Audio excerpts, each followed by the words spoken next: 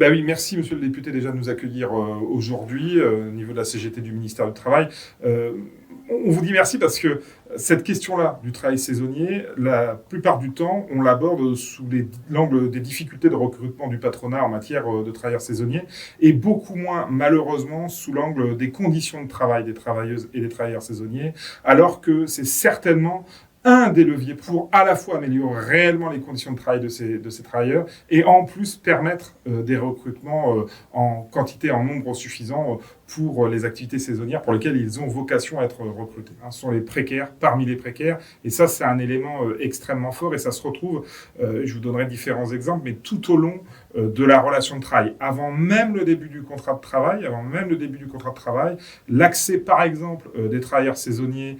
au suivi de leur état de santé, au suivi médical, aux visites médicales, est très largement défaillant. Et il en est de même sur ce qu'on appelle la formation à la sécurité, qui est une obligation des employeurs, qui est essentielle pour les travailleurs saisonniers, qui ne connaissent souvent pas le lieu où ils vont exercer, qui sont peu qualifiés, qui sont exposés à des aléas, des températures en extérieur qui sont dangereuses parfois pour leur santé. Et on est face à une situation où le déficit de formation est massif et quasi généralisé. Donc, avant la relation de travail, pendant la relation de travail avec des conditions de travail, une intensification, une intensité du travail qui est extrêmement forte, des semaines qui atteignent le plafond légal de 48 heures hebdomadaires, qui le dépassent même de façon dérogatoire à 60 heures, voire même dans certaines situations jusqu'à 72 heures, des demandes de suspension des repos hebdomadaires, des conditions de travail dégradées de par les lieux où sont exercés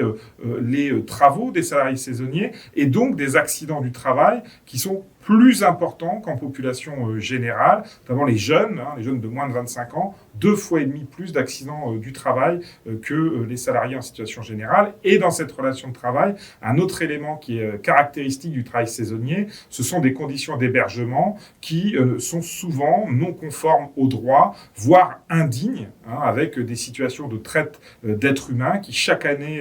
font leur apparition, des hébergements sous tente par exemple, dans des dortoirs qui ne respectent pas les prescriptions réglementaires, et avec donc une exploitation qui est renforcée de par le statut précaire de ces travailleurs en CDD, en intérim, souvent jeunes, dans des espaces de travail sans collectif réellement constitué. Donc la relation de travail, son déroulé est lui aussi problématique. Et puis pendant et après la relation de travail, là aussi, la précarité des travailleurs saisonniers se fait ressentir. On la voit à travers des rémunérations qui peuvent être défaillantes, l'absence de bulletin de paye, l'absence de déclaration préalable à l'embauche, voire l'absence de paiement du salaire qui contraignent les saisonniers à des actions devant le Conseil des prud'hommes. Mais aussi, et ça, nous le constatons... nos collègues le constatent de façon périodique, une situation pour ces travailleurs saisonniers, non seulement de défaut de rémunération, mais également une situation qui les amène à se voir accéder difficilement aux droits. Il faut savoir que les travailleurs saisonniers, ça c'est un élément important, ils sont mobiles, ils vont se déplacer, changer de lieu, changer d'activité, et leur accès au droit, à la connaissance du droit est extrêmement difficile. Ça peut être des travailleurs jeunes, ça peut être des travailleurs ne parlant pas ou ne comprenant pas bien la langue française, ça peut être des travailleurs en situation irrégulière sur le territoire français, qui sont utilisés comme de la main-d'œuvre, et qui ont donc un accès au droit beaucoup plus difficile, parce qu'ils ont d'autres difficultés à traiter avant d'accéder à la validation de leurs droits, qui est leur alimentation, leur hébergement, leur statut sur le territoire notamment. Donc c'est vraiment l'ensemble d'une réglementation sur laquelle nous,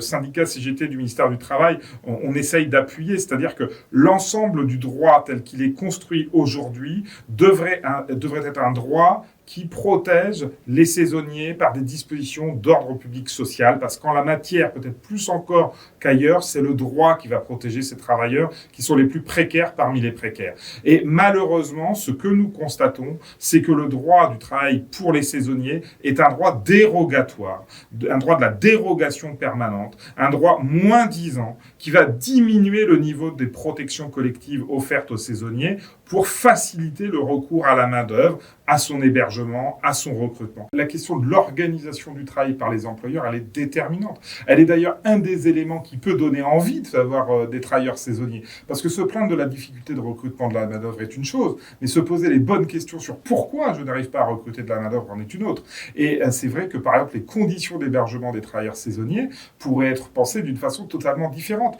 Rien n'oblige un employeur d'héberger un travailleur. Mais à partir du moment où un employeur fait le choix d'héberger un travailleur saisonnier pendant une campagne, pendant une récolte, pendant une activité saisonnière estivale, eh bien, il doit le faire dans des conditions qui sont conformes. Si c'est trop compliqué d'un point de vue de la réalisation ou du coût que cela implique, alors il faut chercher des moyens de mutualiser. Les professions savent s'organiser lorsqu'il s'agit de mutualiser une coopérative agricole, par exemple, lorsqu'il s'agit de mutualiser telle ou telle activité pour la production. On pourrait totalement imaginer que les professions mutualisent l'hébergement des travailleurs saisonniers et que cet hébergement puisse servir pour d'autres choses lorsqu'il n'est pas utilisé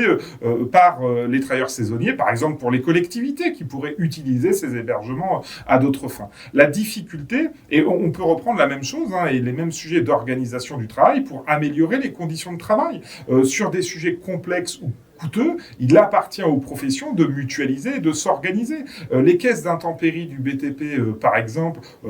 peuvent exister en cas de grand froid. Elles devraient de la même façon couvrir l'intégralité des salaires en cas de forte chaleur au vu des changements climatiques pour protéger efficacement la santé des travailleurs qui sont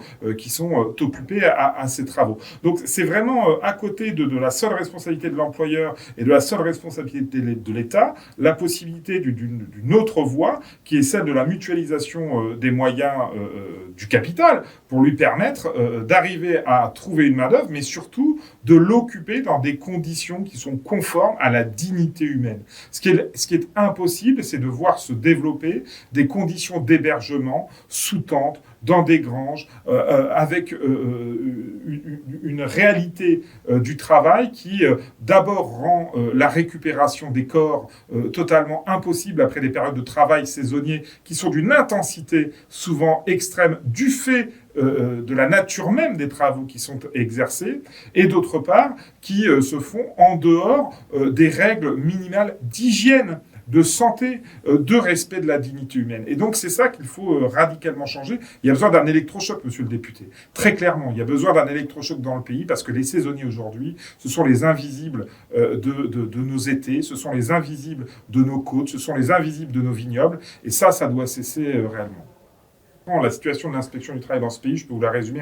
en deux chiffres, monsieur le député. C'est moins de 1700 inspecteurs du travail affectés au contrôle des entreprises pour près de 2 millions d'entreprises, 20 millions de salariés du secteur privé. En 10 ans, nous sommes passés de 2200 inspecteurs à moins de 1700. Et par ailleurs, au moment où nous parlons, près d'un quart des secteurs géographiques de contrôle sur lesquels interviennent les inspecteurs du travail, eh bien, ne sont pas pourvus, ce qui veut dire qu'il n'y a pas d'inspecteur du travail titulaire, et c'est autant de salariés, plus de 4 millions, qui sont privés d'un accès à un inspecteur du travail. Donc non, la réalité des moyens de l'inspection du travail, c'est l'indécence. L'inspection est exsangue, elle a été abîmée par une série de politiques publiques, et par ailleurs, en matière de travail saisonnier, la caractéristique du travail saisonnier, c'est l'afflux durant un temps limité d'une surpopulation de travailleurs dans des espaces géographiques pour lesquels nos services ne sont absolument pas paramétrés. Donc c'est doublement, les travailleurs saisonniers sont doublement victimes de ce sous-effectif et de cette désorganisation des services